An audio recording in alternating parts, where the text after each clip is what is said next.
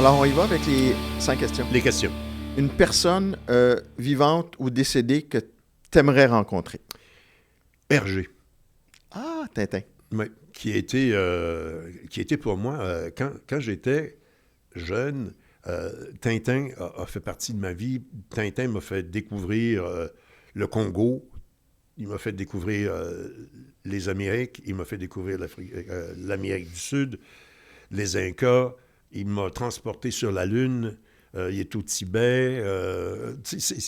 C'était un monde scientifique, un monde de découverte absolument extraordinaire.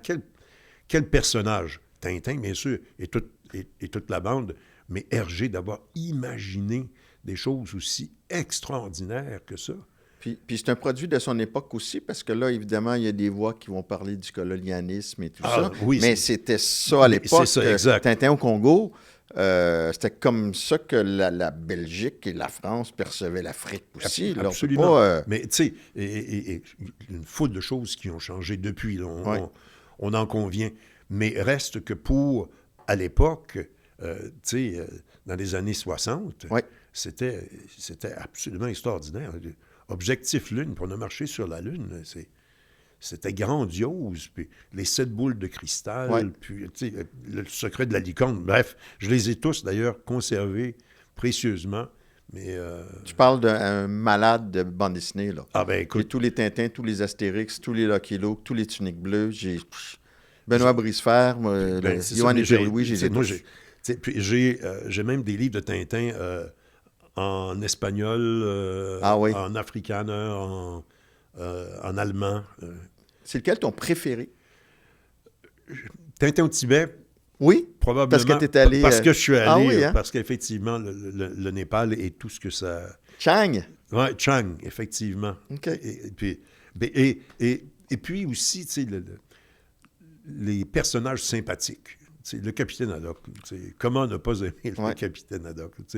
Et puis, les frères Dupont, la Castafiore.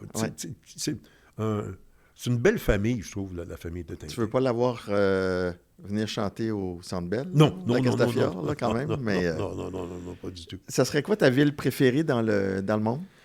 Florence, probablement le berceau de la Renaissance avec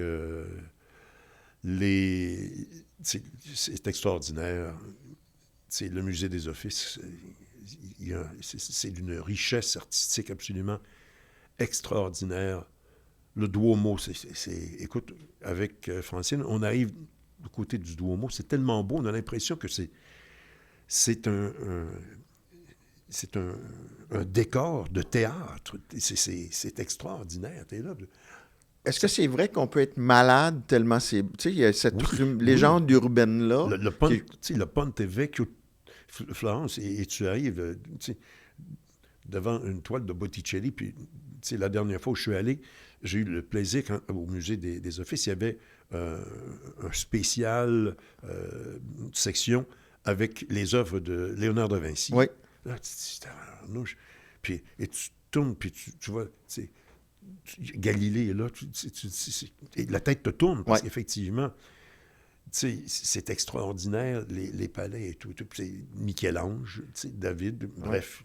T'es allé souvent?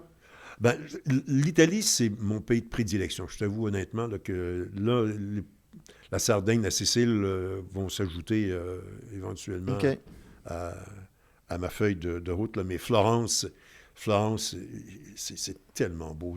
Où tu arrives, tu es en Toscane. À gauche, il y a des oliviers. À droite, c'est des vignes. Là, c'est le pays du bonheur. Ton film préféré? Je ne suis pas nécessairement un gars de film. Ou de série, ou de... Peu importe, là. Mais je me souviens qu'il y a un film qui m'avait marqué, The Deer Hunter. Ah! Deer Hunter, parce que... Michael Cimino. Parce que j'ai aussi, de par mon âge, été marqué par la guerre du Vietnam, qui au niveau de l'information, d'abord, parce que je voulais vraiment voir qu'est-ce qui se passait. Je suivais attentivement ce qui se passait du côté des reporters américains, de la télé américaine qui était là. Et évidemment, c'est la tristesse de cette guerre-là. Mais ça raconte bien, je pense, de Deer Hunter, l'histoire des jeunes Américains qui ont été sacrifiés dans tout ça, ce qu'ils sont devenus, malgré eux, pour le meilleur et pour le pire. J'ai eu peur que tu me dises, parce que moi aussi, je jouais à la roulette russe, mais... Non. Mais ça, tu vois, terminer comme ça, c'est d'une tristesse. Ouais. Alors que c'était des enfants, c'était des kids qui allaient à la chasse, dans le fond. Là. Exactement. Une passion méconnue? J'adore la musique. Toute forme de musique, particulièrement le rock, une espèce de je veux dire, maniaque de vieux groupes. Et c'est hétéroclite. Hein, je peux écouter Led Zeppelin et puis tomber à Vivaldi, m'en aller à Robert Charlebois, puis Billy Joel, Peter, Paul and Mary, que j'ai entendu l'autre fois. Mais ton groupe, as-tu un groupe? Là, Emerson, Lake and Palmer a été un groupe magique avec... j'ai été d'ailleurs le voir, j'étais dans le stade olympique en 77, quand on a, en août 77, quand ils sont venus. Et ça a été le fun parce que celui qui était l'ingénieur de son pour ELP, Emerson, Lake and Palmer, c'était Michel Léveillé, avec lequel j'ai travaillé comme sonorisateur au Forum de Montréal et au Centre Bell pendant des années et des années et des années. Et on a reparlé quand j'ai vu Michel, tristement, au décès de Keith Emerson, on s'est remémoré les bonnes vieilles tunes, mais tu sais, de Lucky Man à Tarkus, en passant par Pictures of an Exhibition, Brain Salad Surgery, et tout. Et C'est la vie, évidemment, Et un événement cocasse. Écoute, il y a dû avoir des événements cocasses, toi, là. Pour avoir des événements cocasses, il y en a. Particulièrement aux Jeux olympiques, où quand on fait face à une réalité qui ne nous appartient pas. Et un des faits cocasses dans mes annonces, parce qu'on ne peut pas avoir le loisir d'en échapper beaucoup. Non. Tu es un peu comme un artiste du Cirque du Soleil. Sur la corde... Et je me souviens, on est au Forum. Guy Lafleur est à la recherche d'un point pour devenir le détenteur du record pour le plus grand nombre de matchs consécutifs, avec au moins un point dans la Ligue nationale de hockey. Je ne me souviens pas du chiffre exact. Écoute, on est en troisième période. Scotty Bowman utilise Lafleur de façon... Il est presque toujours sur la glace. Et là, on attend le but ou une passe. Et boum, Guy Lafleur marque. Là, le Forum explose. Et à l'époque, on annonçait les buts de façon différente. On les annonçait d'abord en français et ensuite en anglais. Ouais.